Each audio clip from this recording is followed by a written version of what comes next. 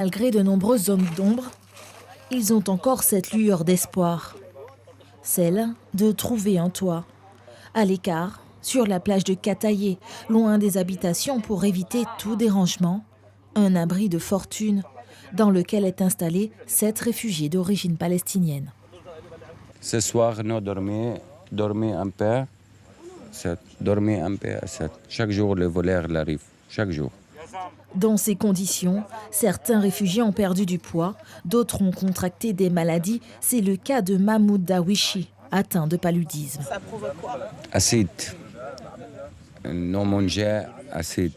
Elle est fâchée, acide, beaucoup. Non. La plupart de ces hommes étaient étudiants dans leur pays ou occupaient un poste. Wael Shabeta, fraiseur de profession. En fuyant les bombardements, il s'est d'abord rendu au Liban. Là-bas, il vivait dans un camp avec 8000 autres réfugiés. Un mauvais rêve, nous dit-il. Dans le camp libanais, nous étions traités comme des animaux. Ils ne nous respectaient pas. Par exemple, il était difficile d'accéder aux soins ou même aux choses les plus simples de la vie.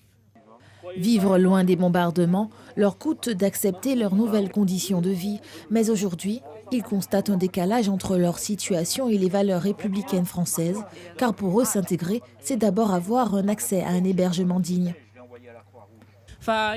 Mon seul souhait est que les autorités fassent ce qu'ils peuvent pour nous sortir de cette situation, parce que nous vivons indignement. Nous souhaiterions juste tourner la page, travailler, développer le pays. Nous voulons être des éléments utiles à la société. Leur regard est désormais tourné vers l'horizon. Avec l'aide et le soutien de quelques citoyens, associations, ils entrevoient leur avenir. Une chaleur humaine importante à leurs yeux, c'est peut-être là la promesse d'une nouvelle vie.